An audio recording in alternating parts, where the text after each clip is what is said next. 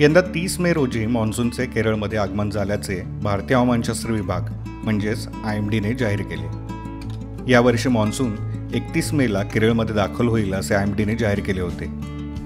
IMD जेव्हा मान्सूनची तारीख जाहीर करते तेव्हा त्यामध्ये पुढे मागे 4 दिवसांची एरर गृहीत धरलेली असते। म्हणजे IMDने जाहीर केलेल्या तारखेच्या मर्यादेत मान्सून केरळमध्ये दाखल झाला असे म्हणता येईल। मान्सूनची केरळमध्ये दाखल होण्याची सर्वसाधारण तारीख 1 जून आहे। या सर्वसाधारण तारखेच्या 2 दिवस आधी यंदा मान्सूनचे आगमन झाले आहे। बंगालच्या उपसागरातील रेमल चक्रीवादळाचा जोर ओसरल्यावर मेच्या शेवटच्या आठवड्यात केरळ किनारपट्टीवर ढगांची दाटी होऊ लागली। केरळमध्ये 3-4 दिवस सर्वदूर पावसानेही हजेरी लावली। काही ठिकाणी तर 100 मिलीमीटरपर्यंत पाऊस नोंदला गेला। मान्सूनचे आगमन होणार असल्याची ही चिन्हे होती। मात्र पाऊस या एकमेव लक्षणावर मान्सूनचे आगमन जाहीर केले जात नाही। मे महिन्याच्या मध्यानंतर अरबी समुद्रावरून भारताच्या पश्चिम किनारपट्टीच्या दक्षिण भागांवर मोसमी वारे वाहायला सुरुवात होते। त्यानंतर पुढील 2 आठवड्यात एक दिवस असा येतो जेव्हा एकाएकी पर्जन्यमानात वाढ होते आणि तो पाऊस पुढील काही दिवस सुरू राहतो। या घटनेला बर्स्ट ऑफ मान्सून म्हणतात, म्हणजेच केरळवर मान्सूनचे आगमन। मात्र IMDकडून या घटनेची नोंद वैज्ञानिक पद्धतीने घेतली जाते। मान्सूनचे केरळमध्ये आगमन जाहीर करण्यासाठी IMDने काही निकष निश्चित केले आहेत। त्या निकषांनुसार हवामानाच्या नोंदी मिळाल्या की मान्सून केरळमध्ये दाखल झाला असे जाहीर केले जाते। 10 मे नंतर केरळमधील 14 पर्जन्यमापन केंद्रांपैकी 60% केंद्रांवर म्हणजेच 8 केंद्रांवर सलग 2 दिवस 2.5 मिलीमीटर किंवा त्यापेक्षा जास्त पावसाची नोंद झाली की दुसऱ्या दिवशी मान्सूनचे आगमन जाहीर केले जाते।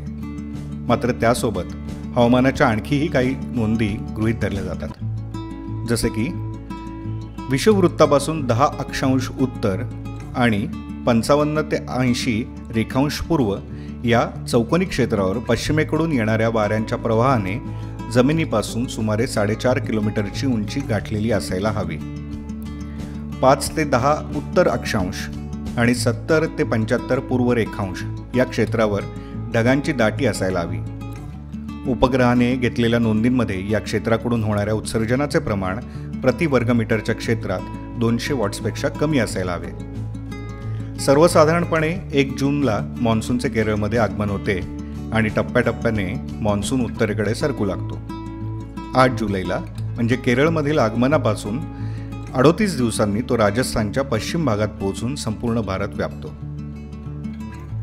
केरळमधील दमदार हजेरीनंतर आता मान्सूनची पुढील वाटचाल सुरू होणार असल्याचे IMDने म्हटले आहे।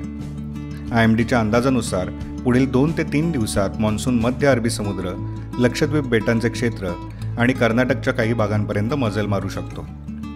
महाराष्ट्राचा विचार करायचा झाल्यास 6 जूनपर्यंत राज्यात तुरळकच पावसाची शक्यता वर्तवण्यात आली असून 7 जूनला कोकण आणि मध्य महाराष्ट्रात काही ठिकाणी तर मराठवाड्यात अनेक ठिकाणी पावसाची शक्यता आहे। GFS मॉडेलच्या अंदाजानुसार 8 जूनला दक्षिण कोकण, मध्य महाराष्ट्र आणि मराठवाड्यात अनेक ठिकाणी पावसाची शक्यता असून काही ठिकाणी मुसळधार सरीही कोसळू शकतात। या मॉडेलनुसार 9 जूनपासून पश्चिम किनारपट्टीवर पावसात वाढ होण्याची शक्यता आहे। जूनच्या दुसऱ्या आठवड्यात मान्सूनचे कोकणात आगमन होऊ शकते। मात्र राज्याच्या इतर भागांमध्ये 17 जूनपर्यंत तरी सर्वदूर पावसाची शक्यता दिसत नाही। मान्सूनच्या आगमनाच्या वेळेच्या पावसात दरवर्षी मोठ्या प्रमाणात चढ उतार होत असतात। मान्सूनचा उत्तर दिशेने प्रवास सुरू असताना मोठ्या पावसाची स्थिती तयार होतेच असे नाही। जुलैमध्ये जेव्हा मान्सून संपूर्ण देश व्यापतो तेव्हा बंगालच्या उपसागरात ठराविक कालावधीने कमी दाबाची क्षेत्रे तयार होऊ लागतात आणि त्याचा परिणाम म्हणून राज्यातही सर्वदूर पावसाची सत्रे अनुभवायला मिळतात। संशोधनच्या मान्सून अपडेट या सिरीजमध्ये मान्सून हंगामातील सर्व घटनांचे अपडेट्स आणि पावसाच्या नेमक्या अंदाजांची माहिती आम्ही नियमितपणे देत राहणार आहोत। हवामानासह विज्ञान तंत्रज्ञान जगतातील घडामोडींची माहिती मिळवण्यासाठी संशोधनचे फेसबुक पेज आणि X हँडल यांना फॉलो करा आणि YouTube चॅनलला सबस्क्राईब करा।